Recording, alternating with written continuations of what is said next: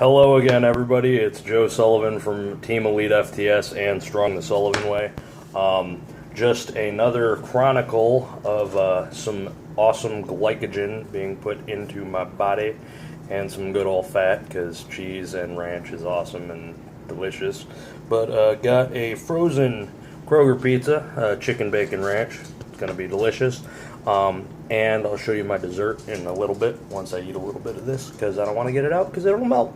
But basically what I just wanted to talk about today is coaching from a person standpoint, like from a personal standpoint, and just being a good person in terms of training, powerlifting, and just in life in general because I don't know, it's kind of cliche and a lot of people are like very selfish, and you do have to be selfish at some points, but I put it out there for most everybody. If you can make it to Columbus and you can like coordinate with me and deal with my annoying work schedule half the time, I'd be more than happy to like buy a guest pass to any of the gyms that I train at just to get some training in. If it's like not crazy out of my schedule or anything like that, because I love the sport. And I want to give back to it. And a lot of people are constantly posting about their theories, their methodology, their opinions, how good of a coach they are. I think Sean Noriega, a friend of mine, mostly known from the internet, I think I ran into him at a meet like 4 years ago or something, but he posted something like, so many people are posting about how good of a coach they are, but then they don't really like showcase that with their individuals, like any of their success stories or any of their just praise. Biggest thing is you shouldn't have to go around telling people how good of a coach you are. You shouldn't have to go around telling people how good of a person or how nice of a guy you are. It's the old situation everybody's been through. Everybody knows this guy. He's like, oh, I'm such a nice guy, but the girls don't like me. It's like all girls like dicks. Most girls like dick, but like dick head guys. It's basically these guys go around and they're like, oh, I'm such a nice guy. I'm such a nice guy. I don't understand. Oh, I'm such a good coach.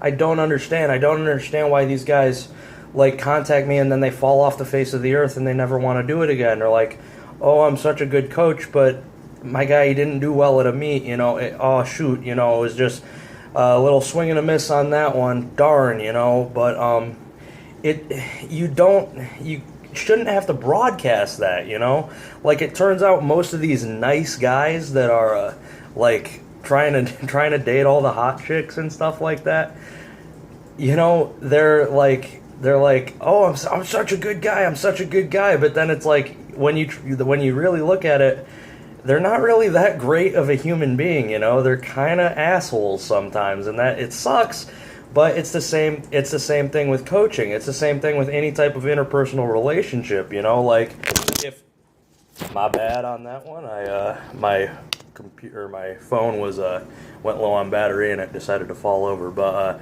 it's basically anything in regards to any relationship anywhere. Like if you're a good guy, if you're a nice person, if you are passionate about the sport, if you want others to succeed more than you want yourself, or want both an equivalent level of them succeeding while you succeeding as well because you're passionate about your own athletic endeavors,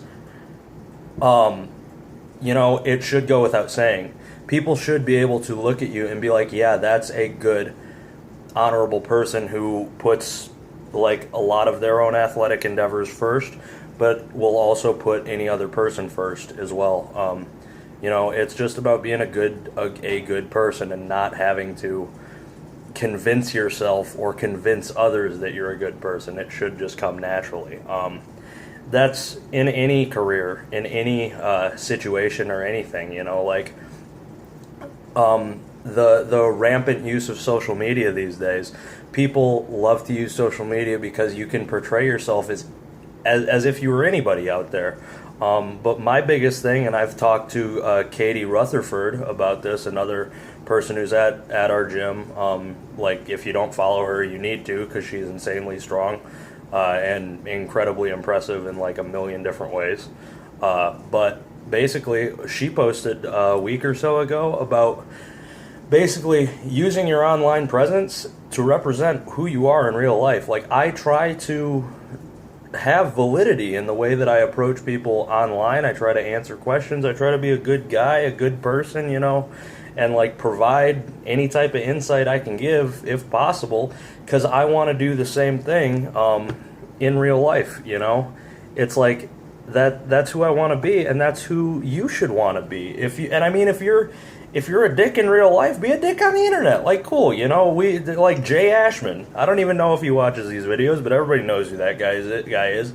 He makes some great points, but fuck, he's a giant asshole sometimes. It's how it happens, you know. It doesn't matter. But you know, it's just like, you just have to be. And this is cliche as fuck, and I'm sorry, but you just have to be real. You know, you have to be what you say you are, and you have to be who you are trying to represent. So that's basically it. I don't really know what else to talk about. I got my body fat measured, DEXA scan today, 14.3% at 252. I'm fat AF. I'm not going to stand up because I've been eating and I feel fat, so fuck you. But eating this pizza, it's delicious. It's still hot, in case anybody cared. But yeah, training's going great. I'm coming back. The arm's getting better. Romanian deadlift supinated with straps, obviously, with 500 or 495 yesterday. It went fine.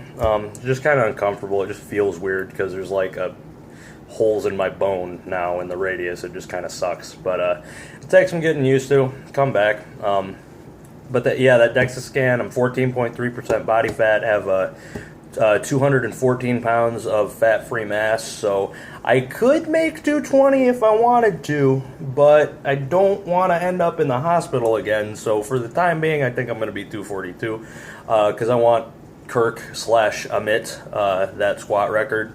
And that total record looks pretty nice, unless Larry Williams decides to shit on my dreams and like hit 2200 or something ignorant. But I'm going to go get that dessert because I want to show you guys, and then I'm going to sign off because I don't have anything else to talk about. So hold on, you motherfuckers. I'm not going to speed up the video because I don't fucking care about editing, and it's not worth it. Because everybody's just a shithead, and it's like, oh yeah, editing. It's a big deal, and it's like, fuck it. If you're gonna make it this far in the video, you can deal with me walking into the goddamn kitchen. You know, because 90% of people aren't even gonna fucking click on this, and if you click on it, they're probably gonna be like, oh, Joe's talking again, and then fucking click away. Go back to Reddit or whatever you guys do. Oh my god, the foil's sticking to it. No! Fuck. Fuck. Holy shit. What the fuck? This thing is like 5 pounds. I just want to show the internet my diabetes. Look at it. Look at what my girlfriend made. It's like, this is like a fucking Uber cookie. Uber cookie ice cream sandwich, fucking D-ball infused Deca fucking GH gain train. Oh. Okay, that's really hard. Ow, that hurt my teeth. Alright, and on that note, I'm fucking stupid. Talk to you guys later. Thanks for tuning in.